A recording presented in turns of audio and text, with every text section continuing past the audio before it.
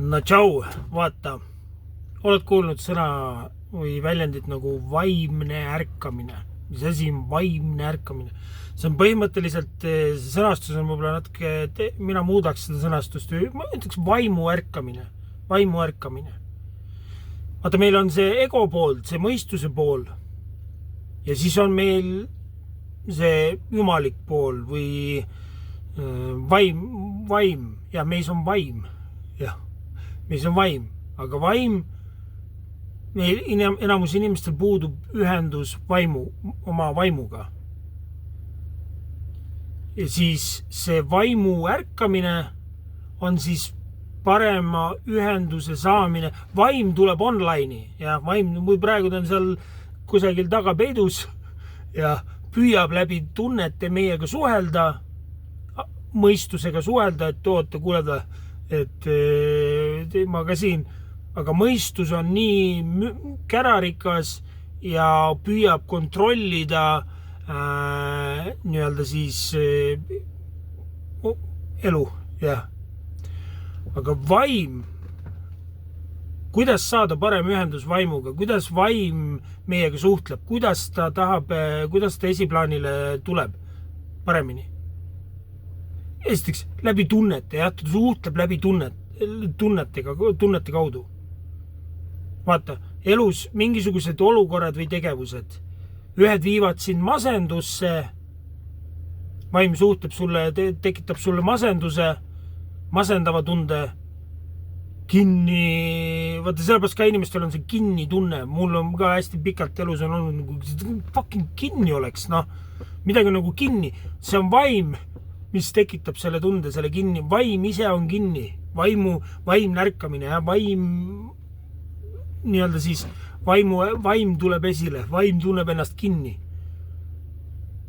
Nii. Aga kuidas minevikus, vaata, vaim on jätnud sulle vihjeid, kuhu poole võiks vaadata.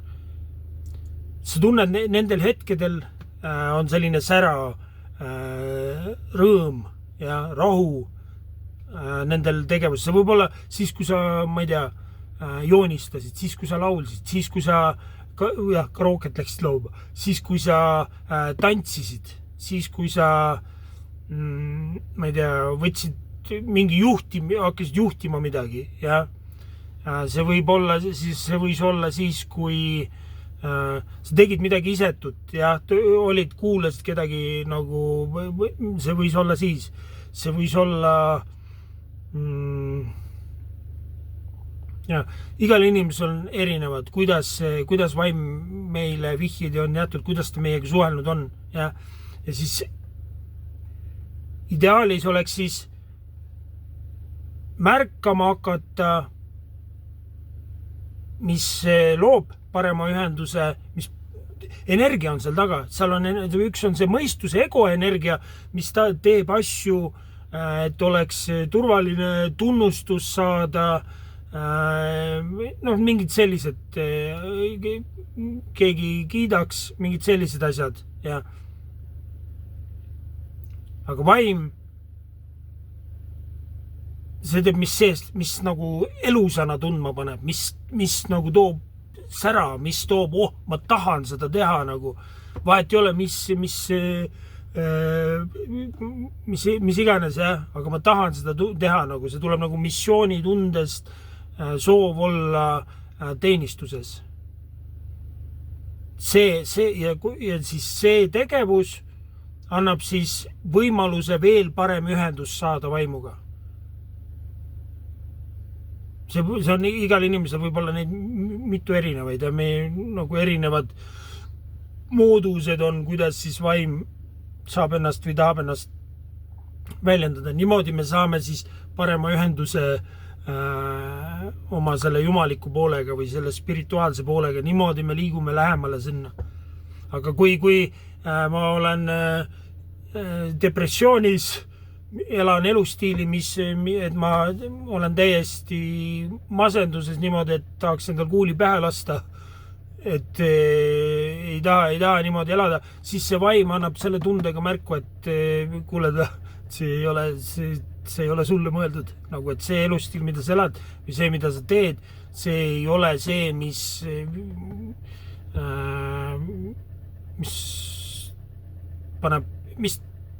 toob parema ühenduse vaimuga, mis paneb elusana tundma, tekib see elus olemise tunne, no sul on nagu rõõm, hea meel olla elus. Ja see mõistuse pool hakkab nagu siis tahaplaanile vajuma ja ettepoole hakkab see meie jumalik pool tulema.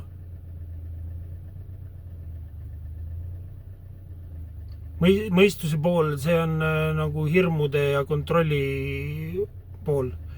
Aga kui see jumalik pool, siis on nagu see on tunned nagu juhatust. Hakkad järjest rohkem usaldama oma seda vaimu, kuidas vaim ennast väljendab, mis läbi tunnete.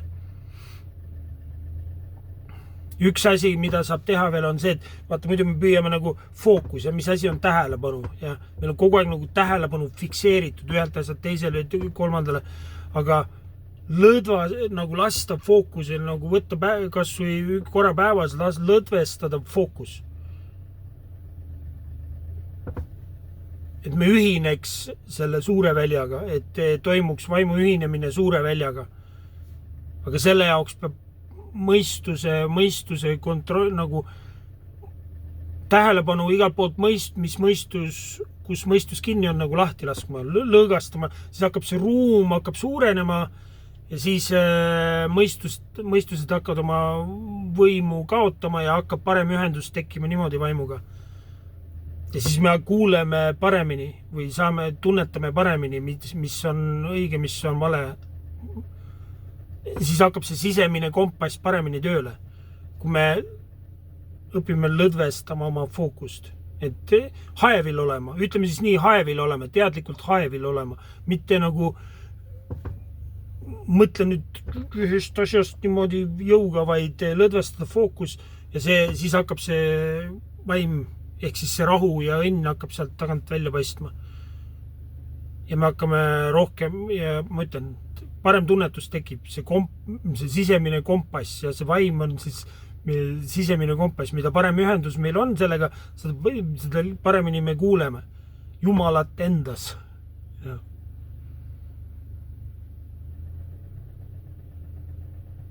Ja hästi suur asi on vaata see teenistuses oleg. See on see, et muidu on see mina, aga kui sa teenistuses, siis on seda ego kaob ära, see mõistuse pool kaob ära või vähemalt väheneb.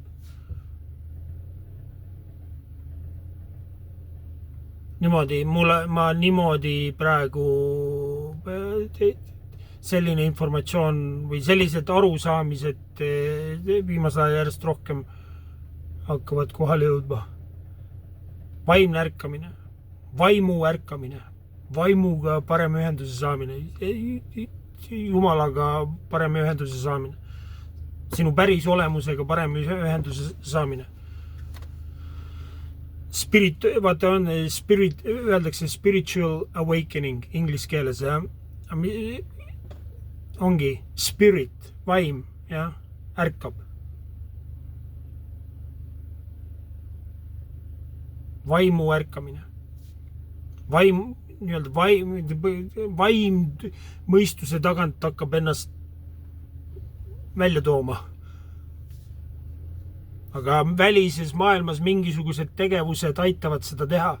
Nagu aitavad teha seda isetu teenistuse tegevused, mis iganes sa tunned, et niimoodi ma tahan Jumalat teenida. See mulle sobib. See paneb mul sees särama. See tegevus paneb sees särama. Nagu see on minu oma. Nagu see nagu vaim räägib, tuleb ära, ütleb tunde järgi. Näe, see paneb sind elusana tundma. See toob sinusse elu ja energia hakkab, vaimu energia tekib. Egol on ka, mõistusel on ka oma energia, kui ta tahab ikka väga saada seda, et kõik kiidaks teda, siis seal on ka energia taga. Ja. Aga vaimu energia on teine. jah, vot, kuule, aga selge, kõik head.